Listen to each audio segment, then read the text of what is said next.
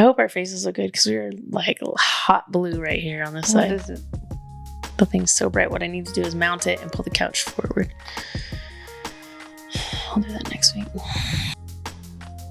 What's up, y'all? My name's Leticia, and you're listening to Confessions from the Closet, a podcast all about vulnerability and overcoming. It's time we get ourselves unstuck from these boxes and these closets that we've allowed ourselves to be trapped in. We're so much bigger than these boxes we've been in. It's time we go deep, y'all. What's up, y'all? Welcome back to another week of Confessions from the Closet. It's been a week. We took the week off last week, and it was for very unexpected circumstances. Last week we were out of town, and on our way back in town we found out one of our friends had passed away. And it wasn't just a friend, it was someone who was family to us, and it was just super tragic and sudden and unexpected. In the middle of a soccer game. Yeah, we found out while we were at a soccer tournament and driving home, and So horrible. so yeah, it was just one of those weeks where we don't really have a community page yet where we're like, hey guys, we're not doing an episode this week, and I'm sorry about that if you're looking forward to an episode, but I'm thankful because I know y'all. Oh my gosh, there's a fly on the microphone.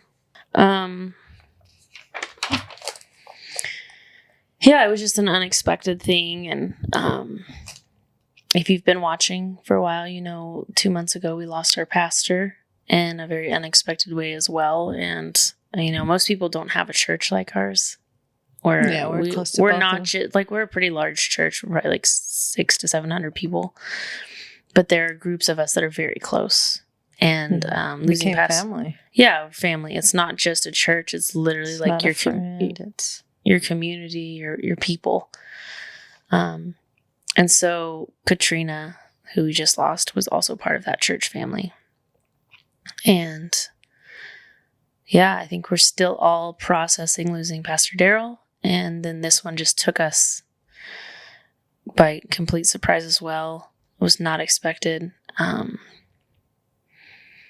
So yeah, I've been pretty numb all week. I have peace, I think, but I'm numb because I'm in shock still. Yeah, she was at our house 2 weeks prior to Like right to before. that. We had a get together here. The next weekend was her birthday, which we missed because my dad's birthday was the same day, and we had a small cookout for him here. Yeah, and then all of a sudden, And we never made it over there. I apologize for the fly, guys. By the way, my wife made me a sign for my birthday because also last week was my birthday. So, yeah. It's not finished. Not but my favorite birthday because there was tragedy right after it, but very thankful for my sign, and we got to have a lot of family time. Muddy was off for 2 weeks. So that was a blessing. Yeah, your birthday was also the time of year where we spent with them the most because we went to the lake. They have a lake house at Ute Lake, which is my favorite lake that's close to us. So we enjoyed our time there. Yeah, we were actually supposed to go to the lake. We planned on going This to the week lake this with week them. So, It anyways, really hurts. we appreciate that y'all are patient with us on those kind of just unforeseen, terrible circumstances. But all that being said, this week we kind of want to talk a little bit about grief because we know a lot of people that are in our circle and in our friend and church group are going through grief in a way we have never experienced as a church family, and it is rocking us pretty hard. And we're aware that, The past 2 years have been hard for so many families, so many families, people. Yeah. And even we're a podcast that talks to mostly the LGBTQ community, plus the allies, plus people who want to become allies or be more educated. And we know that a lot of people's faith gets rocked when you're coming out of the closet because a lot of the negativity comes from supposed, air quotes, Christians doing it in the name of love. And that can make you want to walk away from faith. So that was just kind of like something that's, it's been a topic between us at home and family and friends that, like this just, we're still going this through one it. shook us pretty hard because we're still healing. And, so what does it make you feel? I mean, we've talked about it obviously, but it was one thing when we lost Daryl.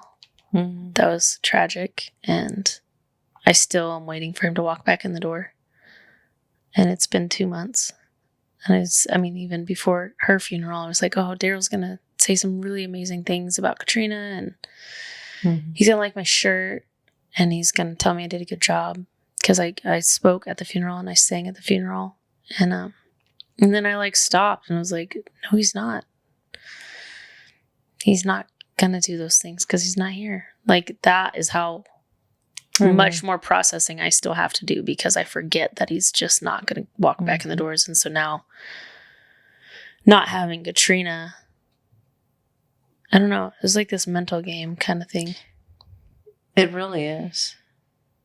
Even being at church, waiting for him to walk up the aisle, or even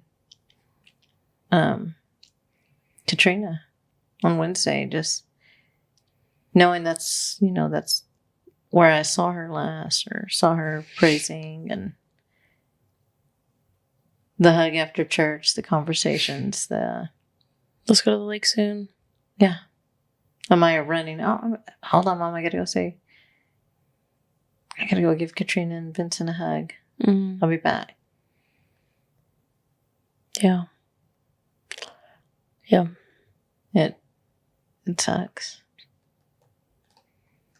Yeah. And I know, I've talked to some people from church, they're our friends, and I know it's got a lot of us questioning things and just the lack of understanding, why did this happen? Why didn't you intervene? Where's the miracle? Because that's what we believe for, especially in our church. We're very much, miracles still happen. We prophesy. All those things are still very real in our church. But now, it's just kind of well, where were you? Mm-hmm. Why did they have to leave? And that desire to understand and the inability to actually get to understand is what's... There's also the understanding of, okay, I understand why you took them. They're so great. Mm-hmm. They deserved better than this world. It was I know. They were so amazing in love. And so there's that part of it too, where... Yeah, I do understand that, like her husband said, if she would have just sucked a little more, maybe God would have let her stay down here a little longer. And I was like, yeah, because she didn't suck one bit. She was great. She was great. Great friend, great. I'm like, I know I'm not going to die young because I got a lot of growing up and doing better to do. You know what I mean? I'm like, well, it's not going to be me next because I still have a lot of growing. No, that's how I feel. I'm not at that level I want to be, but I know I'm not. And don't deny it. I'm not either. I have a lot of unselfishness stuff. I have a lot of selfishness that I need to tear apart, and I think that's what was so great about them, is they were so selfless and so giving of their time and of their love and of their talents. And they were so gifted, which everyone saw. Yeah. It was so amazing. Yeah. For talking to both of them, of course we kind of have the same circle, but even not so, because obviously Katrina had her own family that we had never even met from. Yeah, that we had just New Mexico met at the funeral, and they were so loving and kind and thankful for what I said, and thankful for what I sang, and yeah, Daryl's well. Yeah. So my thought too, even in this, is it not, unfortunately and fortunately, in these places of deep brokenness and despair, that we have the opportunity to find and grow our faith in a way that it never has grown. You know, I was talking to one of our friends and she's like, I just told her you have the gift of healing. And she's like, I feel so stupid because now she's gone. And I said, oh, Katrina told her that? No, she told Katrina that. Oh. I said, but don't you think she's still healing us? Because through her loss and her absence, she's challenged me to be like more present, to not be like cleaning the house or fixing everything, like be present at the party, to put my phone down, to be aware of the people who are there and to spend that time, to enjoy that time. I mean, we went on a date last night and part of what we did was going and like seeing a couple people that we really love. Cause I was like, I just want the people I love to all know that I love them. Yeah. And we got to just go love on a couple of our friends and just surprise them. Like it was random. It was not planned. And that was such a meaningful thing to me because one, we were giving and I was doing it with you, but two, we were also honoring her memory and that she was very giving of her time and her love. And she always called out awesome things. And Daryl did the same. They called out what they saw in you that you might not believe about yourself yet. And, you know, death is it's a loss for us. And with Daryl, when Daryl passed, I knew before that I was already like digging deep in the word and like trying to spend more time with God because that's where he is in the word. And when you ask the Holy Spirit to come with you, like then the words come to life and then you know the Lord's voice better because you're spending time in things that happened and were said and stories of faith and stories of trials and stories of just hard stuff. You know, the Bible is full of stories. It's not this like great triumph. There's tragedy and there's loss and there's heartache. David is the perfect example of depression. And he might have been manic depressive because he was like, oh, woe is me. And then he's like, but you are great. You know, he was all over the place with emotions. And I think that's why I love him because that's how I am. But I spent a lot more time with God after Gerald died. And now with Katrina passing, I'm like, what did she do? What did she call out of me? And it was like being present with people I loved and letting them know I loved them. And that for me is healing. And that is her healing me still on the other side of earth. She's still, I feel like her presence and his presence are still here on earth with us in spirit form because we are spirit.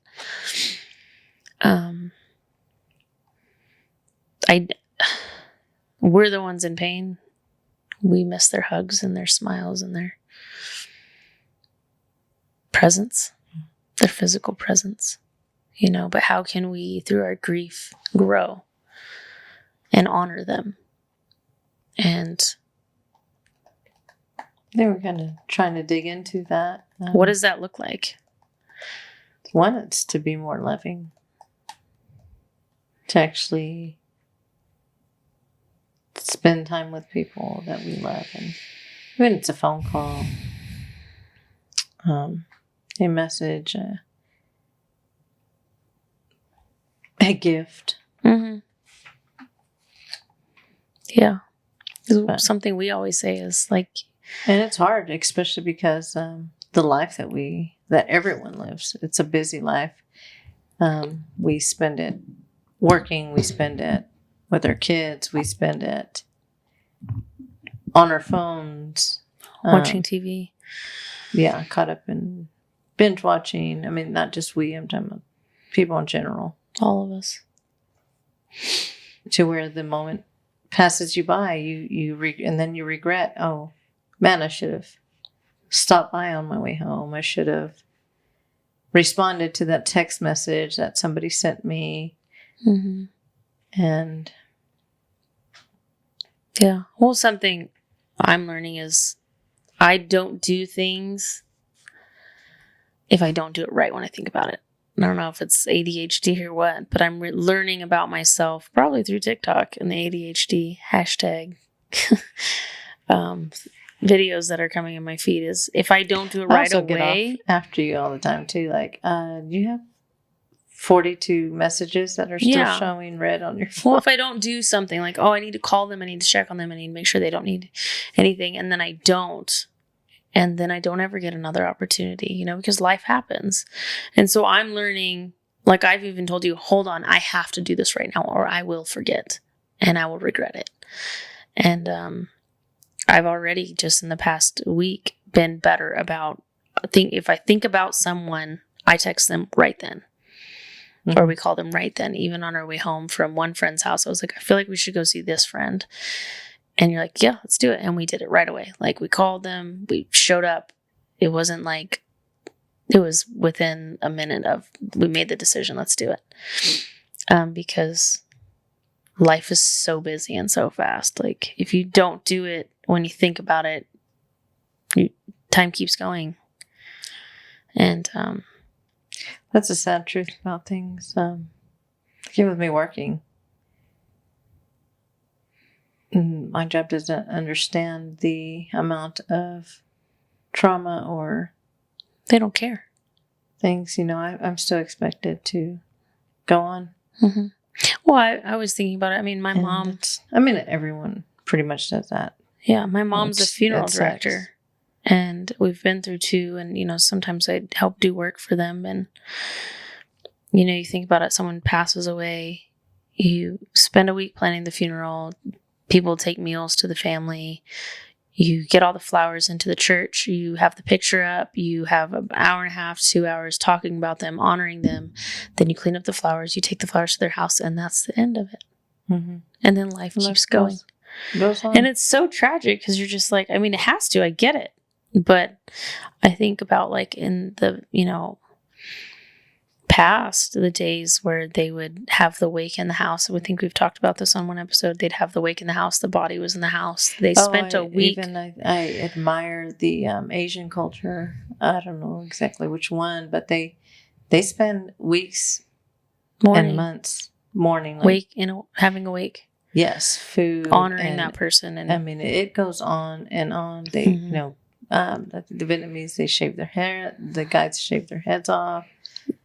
But it is a whole tradition of honoring the dead. Well, it's like Dia de los Muertos. Like you're honoring the dead even years after they passed. Every year after they have passed, it's about honoring your loved ones who have gone. I think it's important because life gets you caught up in life to where. It's like American culture though has one, and I'm saying this knowing that I make money off the funeral industry. My mom's career is built in it. Like it's money, it's fast, it's quick. We got to get back onto life. Money keeps moving, time keeps moving, the jobs keep moving. And that kind of culture, which is our whole culture, doesn't give us the time or the vacation even to honor people the way we want to honor them. It makes me, even just talking about this, it makes me want to make sure we celebrate Dia de los Muertos this year and honor the people who have gone and just like take more time to honor them because it makes sense.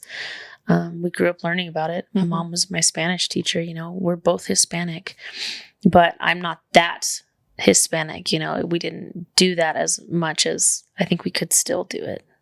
And just because when you remember them, you can also remember to keep honoring them. You know, and so many people have lost people. That's what it's this just year, so sad. The past 2 years, yeah. And I mean, in my work, wives have. I get people that come in to the store with their death certificate of their loved one. Like, I need a counsel, and it's heartbreaking. It's so sad. Yeah, I just lost my son. I just lost my wife. I just lost my husband. To all different kinds of circumstances. And, you know, it's horrible. And I've seen that more the past 2 years than anything, of course. But yeah, but you say that, and I do want to like side note, it is not just from COVID. No. And I can testify to this because people I'm sure will jump in the comments and be like, yeah, we're not making this a political thing. We're not making this a COVID thing. This is a grief, a mourning, and a loss thing because as I've said, my mom is a funeral director and she's one of the busiest ones in Amarillo. They've had a lot of death this year, but it is not all COVID and it is not majority COVID. And even in our lives, it is not, the deaths that we've seen is not all There are deaths of all sorts. And I just want people to be sensitive in the comment section. This is not a political thing. We're not doing that. And I will delete and block. I'm not doing that. This is not what this channel is about. This is about being sensitive to people's pain. This is about honoring the people that you've lost. This is about how can we, through this pain, become better humans and love better, and not just for 2 weeks, but continue to do it throughout our whole lives. Because I know I've lost people in the past. I'm like, oh, I'm going to do better. I'm going to do better. And then like 3 weeks passes and I'm back to the old Leticia, like, which is why I think doing something like Dia de los Muertos would be beneficial for us, because then you're reminded of who they were. You're thinking about it and you're remembering to be better constantly every year, not just in that instant loss, but continually. It's my last customer came in saying, what can she do to get her phone back, the password off of her son's phone, because he just committed suicide. And she was bawling, and of course I cry too, because it's horrible to witness a mom saying, what can I do to get this last memory? This is all I have. And that their son took his life. And it's tragic. It's tragic. And that's something we've also talked about. Depression's gone up. Suicide rates have gone up. This has been a hard 2 years for so many people for so many reasons. And I mean, just now it's hard for us in the past 2 months. Like, it's been really hard. And it's just making us question, like, how do you deal with those questions, those big questions? Like, what do I truly believe? Like, what do I want from my life? Is how I've been living my life how I want to spend the rest of my life? Talk about legacy. We talk about, what are we leaving for our kids? We talk about what is next. What if one of us die? We've talked about that so much this past month. And we've talked about it. We've always talked about it. I mean, but to where we're like, okay, we need to have something in writing, because you don't know. You don't know. I mean, you don't know. You don't know when you're going to die or how you're going to die. And also, you don't know how much life you have to live. Even this week, I've heard you saying, like, what's the point? Well, we make all the money, get all the things for the kids. Like, what's the point if we're not spending time together? Yeah, it's meaningless. I mean, if people don't know, we're over here building a schoolie. We bought a school bus. And we were going to Airbnb it. This was before all this happened. We've been working on it for a couple weeks. And at this point this week, I'm like, you know what? Screw it. Like, let's just live in the bus. Let's like downsize, rent out our home. Which, if that happens, I don't know how we're going to film the podcast, because we film in the home. It'll be in the school. It'll be in the schoolie. The kids are going to play outside. Just because it's making me realize how much it's not about the money and the things and if we're not getting enough time together. Yeah. Like, memories. People need to realize, are you spending time with people you love? Or with the TV. Whether it's... Or with the TV. As someone who's depressed, working so much that you're having 2 and 3 jobs. I mean, I see this all the time, where you're not even living. You're living for money, and money is not. It's not it. Well, we always say you can always get something. We always say, and like, we're not rich by any means. People might think that we're not. You do well financially. We have a beautiful home. We're smart about how we spend. Sometimes we're not. We do have a bus in our front yard right now. That's an investment. It was an investment. It was a lot of money. But we always say you can always get more money, but you can't get more time. You can't take the money with you, but you can always get more money. There are so many ways to get more money. If you need it, you can get it. You can't get time back. Once it's gone, it's gone. Yeah. And that's the truth. You can't get that moment with your toddler who's like, put your phone down, wrestle with me. You can't get that back. Yeah. He's going to be 5 or 10 one day. Like, Maya doesn't want as much time with us. We cannot get back that precious time when she was younger. Now, it's gone. We can't get it back. And how are you living? What are your values? What kind of life do you want to live? What kind of memories do you want your kids to have of you? You on your phone, sitting at the couch with them, having family time, or you being present with them, having conversations, or being on the floor playing games, or what memories do you want to leave? Because that's all we have left. Like, yeah, we'll have their clothes and we'll have their jewelry, but like what matters is those memories. What we've held on to this whole week is memories that we had with Katrina. Videos that we had taken of memories that we had, you know. Or dancing or laughing or at the lake or having deep conversations about faith. And, you know, the best part, the part that is not the best part, the part that has helped me the most through this loss is the amount of faith that she had and the amount of faith that her husband has. And they were one. They were one. And even now, his faith, it's still beautiful, and he's like, God took her home because she served her purpose here and he had something better. And it's like, yeah, you're right. It still sucks for us, but you're right. And I want faith like that. You know, it doesn't feel like that right now. And that's okay. I'm not ashamed of that. I think we've built shame around questioning our faith and what we believe and being angry at God and, you know, why, where were you? Do miracles happen? Like, asking those questions, there's been shame built around that because you're not supposed to question anything, especially in like the evangelical church, like you're in the Catholic church, in churches in general, like you're not supposed to question that. And God's like, why? You can question me. That's how we're going to grow closer in relationship. You know, how do you and I, Maddie, grow closer in our relationship? By asking each other questions, by getting to know each other. How are we supposed to get to know God on a deeper level and grow our faith if we're not asking the questions we're feeling? He knows we're feeling them. You know, even through argument. Yeah, even what? Even through argument. Yeah, like well, through being our mad. through our arguments. I mean, hell, we tried to film this last night, and I got all offended. Because you told me I was talking at you and not with you, and I got offended. I was tired, and you know, but like tonight when I sat down, I was like, okay, I wrote down questions to have a conversation. Like I learned through our argument, you know, because that's how we grow in relationship.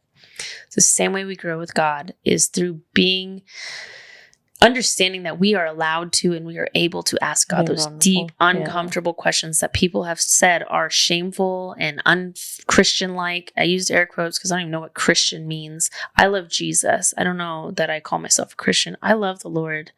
That's who I am. And God's not afraid of my mess and my pain and my questions and my uncertainty. He's not afraid of that. He welcomes it. Because whether you want to admit it or not, we all have the same questions. We're all wrestling with how hard life is right now, how uncertain and confusing it is. I don't know. Sorry. Anyway, something I thought about because what we were talking about is like a lot of us are wrestling with the why did this happen? I don't understand. And that's that'll be the death of us, trying to understand something we are not meant to understand, that we can't understand. We're not capable of understanding. We do not have the capacity to understand why big things like this happen. Well, the one thing everyone knows is that this is not our home. Yeah, it's not our home. No matter what.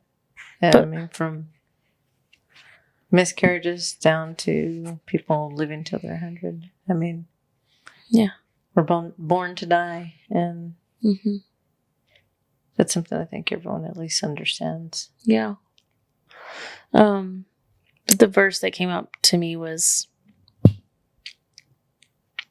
trust in the Lord with all your heart and lean not on your own understanding, but in all your ways submit to him and he will make your path straight. Proverbs 3:5-6. And by submit, I think that means being willing to ask those questions and come to him in the pain and the God, I don't understand, but I know I don't have to. But can you help me at least find some kind of peace and find what is my path? He'll make your path straight. What does that mean? Well, my straight paths are going to look different than yours or than our friends, because we each have a destiny. We each have a journey and a calling and gifts. And so help me use this pain to push me and to propel me into the next step of whatever is in my journey. Help me to use this. That's how I think of it as. Like, I cannot try to understand in my worldly earthly body, because this is just my body, and I think that my body doesn't allow my spirit to be all that I'm meant to be. It's just flesh, you know. That's what we leave on earth, not our spirit. Yeah. It holds us back from so many things. I mean, you think about the achy bones and the gluten allergies over here and all these things that don't allow us to live at full capacity, where our spirit is full. It is God. It is the image of Christ, not our bodies. It's our heart and our spirit. That is the breath of life that he breathed into us. Because once our breath is gone, the spirit keeps going. The body dies, not our spirit. I don't know. It's hard to watch. I think this has been the hardest. It's not just us hurting. My mom hurts. Our friends hurt. Our church family hurts. Our church is really having a hard time right now. You know, we're having to come together. So many of us are just like, what? And that's hard to watch people, not just your pain, but people you love's pain. Our daughter was very close with Katrina. And I've had a couple really good conversations with her, just talking about their friendship. And it's helped me and Maya grow closer, just getting to have those moments. And I hate watching her hurt. I hate it. There's nothing like that. Pain, watching your child hurt and feel lost for the first time. Actually, understanding. Yeah, understanding that she's gone. Now. I think that's the biggest difference. She's growing up and understanding a lot more now. Mm-hmm. To where we're having to. Yeah. And it's not like our kids are around death. Our kids, sometimes Gigi babysits them at the funeral. Like, it's not like especially her, she's been around it for 8 years. But this is the first person that, she's 10 and a half, that she was in relationship with. Not just, I knew them. Like, she literally had conversations with her, ran across the church by herself to go find her and hug her, complimented her, loved her, had inside jokes with her. And now she feels that loss. And that's hard. That's really hard. I don't know. So if you've gone through grief this year, like most of us have, what is something that you use to help you cope through this? How has it challenged your faith going through this? What are questions you've asked? I want to know. You're not alone. We're all asking tough questions. And there's not shame around that. Not in this house. You ask the questions. Let's grow through them. You have to get to the dirt of the problem to get to the roots to grow better. You have to get to the dirty parts of you and fix those broken parts so that you can grow into who you're supposed to be. And if we're too afraid to ask the questions because someone told us it's wrong, we may never heal those parts of us. I don't know. I want to know what kind of grief people have gone through, and we're here, and we love you, and we support you, and you're not alone. This is kind of a deep... Yeah, people grieve differently as well. Yeah, some people want to be alone. Some people say they need to be alone, but actually need you. Yeah, like me, I would say I'd be alone, but you remind me I need people. I'm learning that. And you can have moments where you're alone and you just need alone time and you need to cry and you just need to lay there. I had several days like that last week where I was just laying on the couch quiet and Apollo watched cartoons, and then you'd come back in the house and I'd just start sobbing, because I was just sitting in that pain and that emptiness of that loss. And then I'd see you and just lose it. I don't know. I always say don't go to bed angry, because you don't ever know the last day, the last hello or goodbye you get, the last hug. Mm-hmm. It's not worth staying angry. Call the friend that you're mad at, that you miss, that you love. Just humble yourself and say, I'm sorry. Yeah. It's important. It's like Will Smith. Did I show you that video? Yeah. He was on Jay Shetty's podcast, On Purpose, I think is what it's called. And he's like, hugs, like your hellos and your goodbyes should be so enthusiastic and so exciting because you never know the last one you're going to get. Yeah. You never know the last time. It shouldn't just be this casual thing. It should be this like exciting, all of your feelings, all of your emotion. Like, I'm so happy to see you. I love you so much. I'm so glad I got to see you. I love you so much. Like, not just a word. It's like this whole thing, because it's true. When someone passes, you're going to, even this, I told you, I don't remember if I hugged Daryl that night, the last night we saw him. I do not remember. And if I did it enthusiastically, I would definitely remember, yes, I hugged him with everything I had left. Mm-hmm. And that is how it should be. Even if you're angry, even if they've hurt your feelings. Mm-hmm. I love you so much. If this is the last time I saw you, I want to know that I told you I love you so much. I think that's a beautiful thing that my family does. Is it's a kiss when you get there. You give a hug and a kiss. And it wasn't as a, I know a lot of people think that it's like a mandatory thing, but it's a thing that you do out of love and respect. And like when I'm 40 and I still, I'm not 40 yet, damn it, I'm 39. I wasn't going to say anything. Yeah. But I hug and I kiss. I mean, Monty's a hugger and a kisser. I haven't kissed people on their lips. And Monty kissed, probably Pastor Darren on the lips. She for sure kissed Katrina on the lips. Monty is I'm sure there's going to be all kinds of people like, oh my God, how do you not get jealous? I think it used to bother me. It's not a make out. It's Monty, when Monty kisses me the way she kisses every other person, I'm like, I'm not your friend, girl. Like, seriously, that's how you kiss Pastor Darryl. Like, why you kiss me like that? Like, I get all offended. Like, okay. You kiss everyone that way. Because Monty is, you see like the Hispanic or European cultures, like they kiss. Like Monty's family does that. And it always wanted that, where you kiss on the cheeks and all that. But Monty's like a lip kisser. Or you get at least the corner of your lip kissed, if not full big mouth. Lips too, though. You kiss people on the mouth. And it used to bother me. And like, I remember I grew up that way, though. We would leave a party and like church friends would be there. Like, cause our church family is just, we are so close. We have like Chinese New Year and like celebrations all the time. But she kissed one of my friends on the mouth and her husband was like, you kissed Monty. And she's like, oh yeah, she kisses everyone on the mouth. And I'm like, it's true. She does. Don't get offended. I'm not. It's very much a culture thing. And Monty is just, that's how she loves. Love, yeah.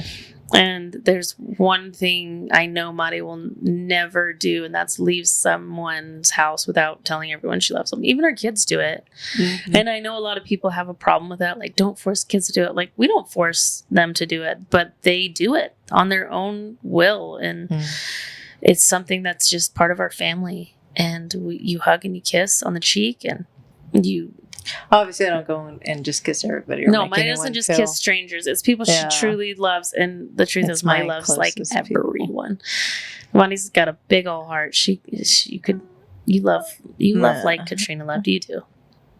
You don't go kiss your customers. I'm just saying, our group, your family, and our church family. Well, we are very close with. Meeting a customer, by the end of the day we're hugging, but it's not that I'm going to kiss them, but you might. I don't know. I don't go to work I with love you. Intimacy, and I think it's important in life. Mm-hmm. So God puts everyone in your path for a reason. Yeah, make sure your hellos and your goodbyes are with your whole heart, because you don't. Yes. I mean, you don't know when the last time you're going to get to do that is, and make sure you're telling your kids regret and good morning. And you won't regret that big old hug and kiss. It's important. If it was the last one, you'll be so thankful you did it. Mm-hmm. I know, I'm so thankful. I think I want to go look at the ring, because I remember the last time Katrina and Vincent were here, like they were the last ones to leave our house. And I just want to it was like 2:30 in the morning, just talking. I know, yeah, talking deep and laughing and having fun. And I know I hugged him, because we always do. Yeah, I don't doubt it for 1 second. Yeah, I think that's what we got to think about. Yeah. grief is hard and it's messy, but even like through talking about this, I feel better. And just doing that date last night and just being like, who can we go love on? You know, we didn't just go spend a fortune on alcohol and food at a restaurant. Like, we went and like saw people we loved, took a drink to one house, took presents to another, had a drink at another house. Like, we just even if it was 5 minutes, it was 5 minutes that were intentional. And the intention was to go let them know how much we love them. Yeah. And that made my heart so full because I knew Katrina was proud of me.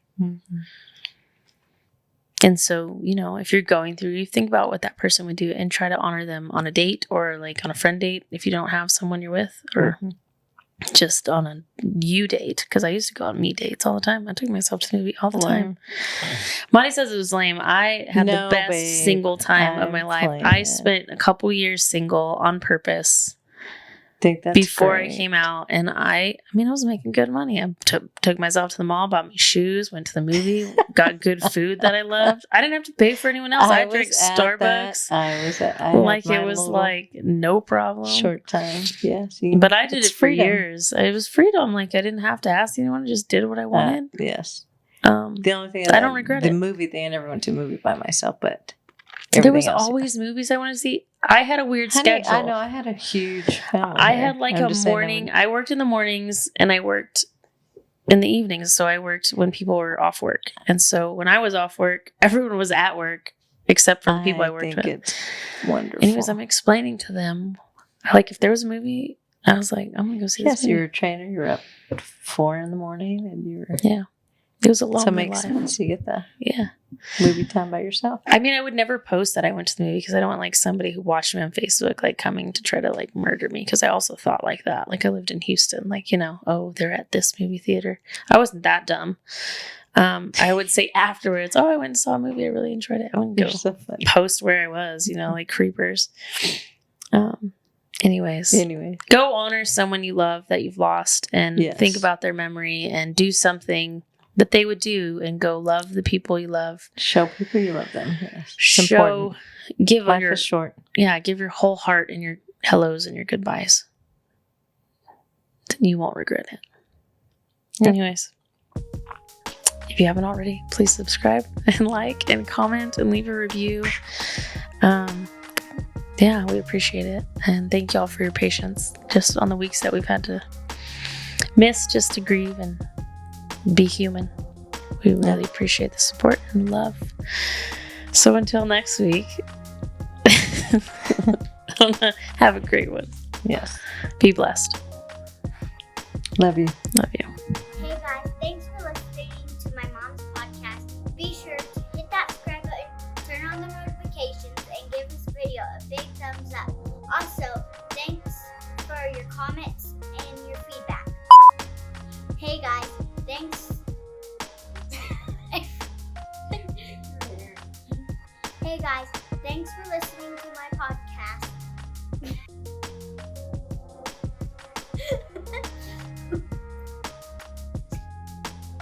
Oh gosh. Stuff like that. Yes? Smart ass. No, I really was doing this, smart ass. Out your mind. It was a fly. Okay.